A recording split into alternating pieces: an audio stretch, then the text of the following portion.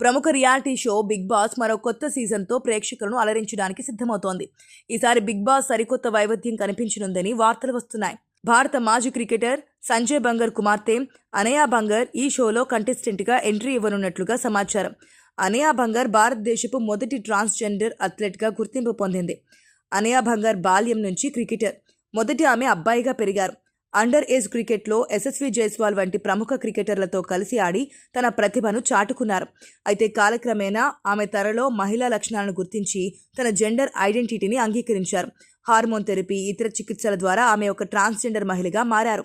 ఈ మార్పు తర్వాత ఆమె పేరును అనయా బంగర్గా మార్చుకున్నారు. అనయా బంగర్ జెండర్ మార్పు తర్వాత కూడా క్రికెట్ ఆడాలని కోరుకున్నారు. అయితే ఐసీసీ, బీసీసీఐ నిబంధనల ప్రకారం ట్రాన్స్జెండర్ మహిళల క్రికెట్లో పాల్గొనడానికి అనుమతి లేదు. దీనిపై అనయ తీవ్రంగా పోరాడారు.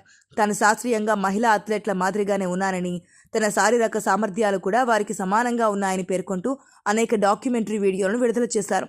ఈ అంశంపై దేశవ్యాప్తంగా చర్చకు శ్రీకారం చుట్టారు. అనయా బంగర్ కేవలం క్రికెటర్ మాత్రమే కాదు, డాన్సర్ కూడా. ఆమె తన ఇన్స్టాగ్రామ్ అకౌంట్లో డాన్స్ వీడియోలను షేర్ చేసి తనలోని కళా నైపుణ్యాన్ని ప్రదర్శించారు. బిగ్ బాస్ షోలో అనయా బంగర్ ఎంట్రీ ఖరారైతే ఆమె తన వ్యక్తిగత జీవితం, ట్రాన్స్జెండర్ ప్రయాణం, క్రికెట్ ప్రపంచంలో ఎదురైన సవాళ్లు వంటి విషయాలపై మాట్లాడే అవకాశం ఉంది. ఇది భారతదేశంలో ట్రాన్స్జెండర్ కమ్యూనిటీపై అవగాహన పెంచడానికి, వారి హక్కుల గురించి చర్చించడానికి ఒకే వేదికగా మారనుంది. బిగ్ బాస్ షోలో అనయా బంగర్ పాల్గొనడం ఒక చారిత్రక ఘట్టం కానుంది. ఆమె భారతదేశంలో మొట్టమొదటి ట్రాన్స్జెండర్ అథ్లెట్. ఆమె బిగ్ బాస్ వంటి పెద్ద వేదికపై తన కథను పంచుకోవడం ద్వారా సమాజంలో సానుకూల మార్పులకు స్ఫూర్తినివ్వవచ్చు.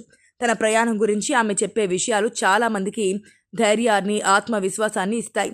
ఈమె హిందీలో ప్రసారం కానున్న బిగ్ బాస్లో ఎంట్రీ ఇవ్వనున్నట్లుగా వార్తలొస్తున్నాయి. దీంతో అనయా బంగర్ ప్రయాణం ఎలా ఉంటుందో, ఆమె ప్రేక్షకులను ఏ విధంగా ఆకట్టుకుంటారో చూడాలి. ఆమె ఎంట్రీతో ఈ సీజన్పై అంచనాలు మరింత పెరిగాయి.